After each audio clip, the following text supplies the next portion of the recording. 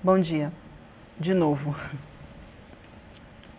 Bom dia de novo, Vi. Estamos aqui com o deputado Lindbergh Faria. A gente estava aqui conversando sobre os desdobramentos dessa operação de hoje. Ontem a gente viu o presidente do Senado mantendo aquela votação fraudada na CPMI do INSS para quebrar os sigilos fiscais e bancários do filho do presidente Lula na tentativa de desgastar o governo. Só que agora, com a prisão de Vorcaro e Zetel, fica ruim para a base bolsonarista, né? Que tem muito o que explicar, não é isso, deputado? Olha, os fatos de hoje são gravíssimos. Era uma organização violenta que tratava com sicários. Sicários são assassinos. Tem o próprio Vorcaro se referindo ao jornalista Lauro Jardim em dar uma surra, quebrar os dentes dele. Olha, ontem a gente teve aquele episódio do Nicolas. É impressionante que eles têm sempre uma tática. Na hora, em vez de eles se explicarem, eles atacam o outro. O Nicolas gravou um vídeo, viajou por 10 cidades no avião do Vorcaro e vem dizer que não sabia que o avião era do Vorcaro. Aí, na hora, em vez de se explicar, ele fala, ah, não, e o contrato da mulher do Alexandre de Moraes, e isso, e aquilo, para fugir. Aí, no final, fala que não sabia que o avião era do Vorcaro. Se o avião não era do Vorcaro, quem pagou, porque em campanha eleitoral, cada viagem de jatinho, você tem que ter a comprovação de quem doou. Aquilo, no mínimo, é caixa 2. Agora, eu quero explicar uma coisa a vocês. Tudo isso do Banco Master, eu às vezes fico entalado escutando versões. Aconteceu quando Roberto Campos Neto era presidente do Banco Central. Roberto Campos Neto atuava sob pressão de setores da política aqui do Congresso Nacional. Todo mundo aqui sabe das ligações do Roberto Campos Neto.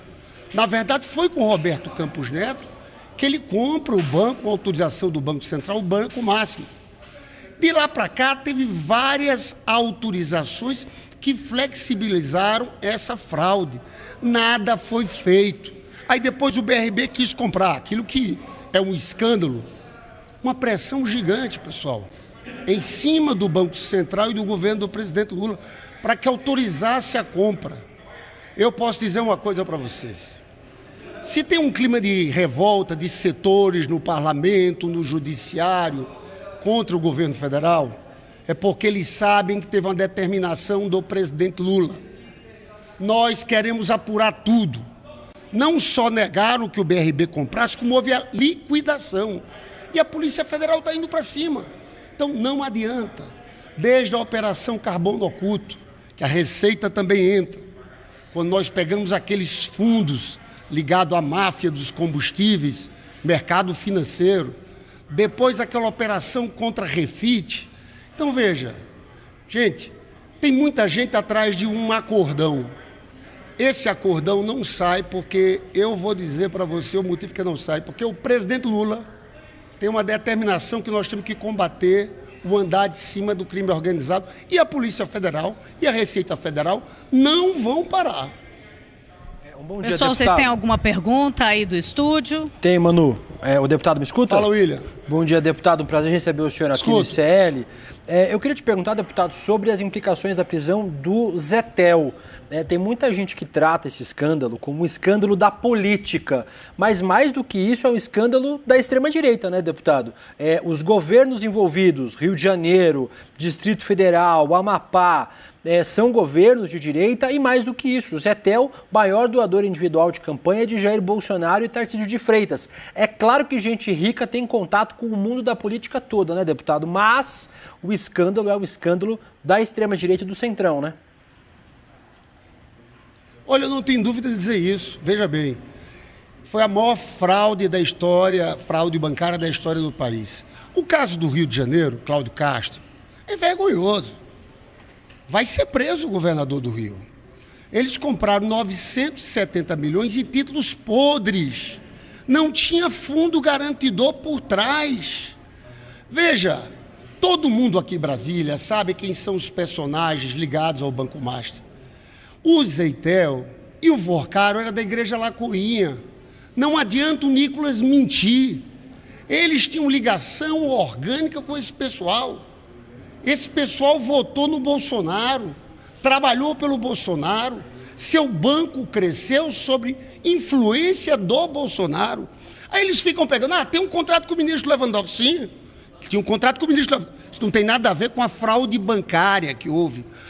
Teve na Bahia, tinha um crédito sexta na Bahia. Duvido, pergunta se a Bahia comprou título podre como compraram esses estados, que são ligados ao grupo dele, o BRB do Ibanez. Não, eu conversei lá. Então não adianta quererem jogar isso para tudo que é lado. Não é. Eu conheço, eu não quero falar aqui, não é meu papel. A Polícia Federal vai trazer os personagens de todo esse processo aqui. Nós aqui já sabemos quem são. E sabemos de toda a pressão. O Banco Master foi um banco que cresceu com a política.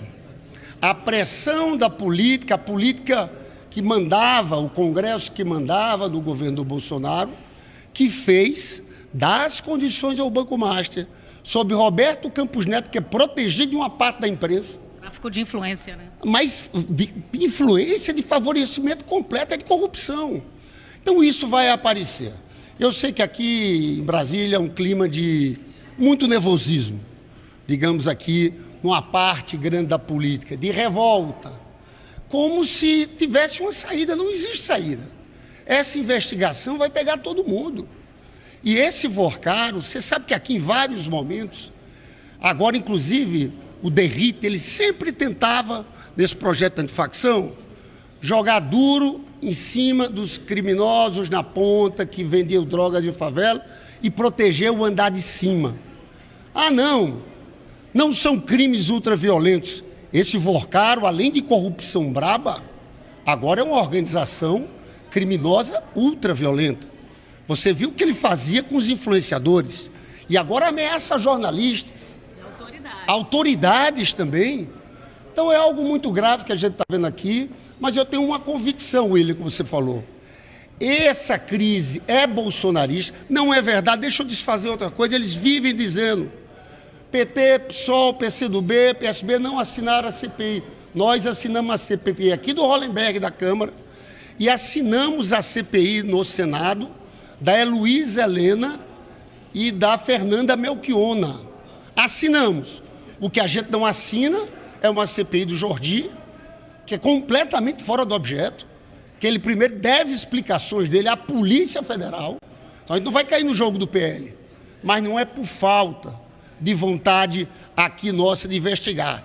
Se bem que a gente sabe que as investigações mais fortes, eu sinceramente, a gente assinou a CPI do Hollenberg desde o começo, mas a gente sabe que essa Câmara dos Deputados e o Senado Federal tem limitações. Quem vai para cima mesmo de tudo isso é a Polícia Federal. Eu quero até, o Hollenberg vai falar depois de mim, esse governador Ibanez, essa turma que participou disso, o governador Cláudio Castro, vão ser presos. Porque o que eles fizeram é algo de uma gravidade gigantesca, que ninguém vai parar a investigação da PF. É isso aí. E a Justiça Federal... Vamos lá. Manu, deixa eu fazer uma pergunta rapidinho. Deputado, bom dia. Eu queria fazer uma pergunta seguinte. A gente vem discutindo aqui ao longo do programa o quanto que esse tipo de operação da Polícia Federal mostra riscos para a democracia brasileira, como que essa ligação de milícia, mercado financeiro com atividades fraudulentas, comprando agentes do Estado e envolvendo políticos, ameaça a democracia. Agora, eu queria saber, a gente está num momento decisivo de discussão da PEC da Segurança Pública. E a PEC da Segurança Pública, segundo o relatório que foi apresentado ontem, desvirtua completamente o projeto que o governo quer fazer, que é pegar o andar de cima, que é tratar o crime organizado de forma organizada, com a Polícia Federal mais forte atuando em todos os estados. Não vai ser isso que vai ser apresentado. Então, eu queria saber se essa operação hoje da PF, de alguma maneira, pode ajudar a argumentação de quem quer voltar ao texto original que foi apresentado pelo governo.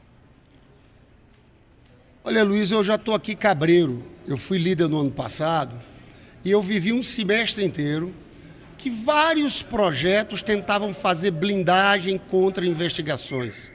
A gente teve aqui, a gente resistiu àquela PEC da blindagem. Depois a gente viu que o Derrite, no PL Antifacções, queria subordinar a ação das polícias federais aos governadores. Ou seja, aqui no Distrito Federal, a Polícia Federal não podia ter agido no Master, porque ia necessitar de autorização do Ibanes, no Rio de Janeiro, do Cláudio Castro. Então, primeiro, nós estamos à espera do relatório. Eu estou cabreiro, eu sempre fico atrás de uma pegadinha, porque a resistência que houve desde o começo à PEC da segurança era por um objetivo, porque ela dava o poder para a Polícia Federal ter uma atuação interestadual e transnacional sem autorizações. Ela podia entrar e teve muitas reações. Então aqui está cedo, estamos enrolando nesse relatório aqui há algum tempo para apresentar, apresenta, não apresenta. A gente está aqui, a reunião estava convocada para 10 horas da manhã. A gente está numa reunião de liderança do PT discutindo pontos sobre ela. Agora jogaram para meio-dia esse relatório. Então a gente vai ter que esperar o relatório e ver claramente o que acontece. É claro que a gente quer tirar pontos como redução de maioridade, que é um assunto fora desse assunto, querem colocar aqui dentro para tumultuar, mas a gente quer votar essa PEC da segurança. É importante, mas desde que tenha isso, esse instrumento de fortalecimento da Polícia Federal e do combate ao crime organizado no andar de cima. Por hora, nós estamos na expectativa do relatório, Luísa. Ok, obrigada. Pessoal, eu estou com o deputado Rodrigo Hollenberg aqui, aguardando também para falar conosco. São 10h27.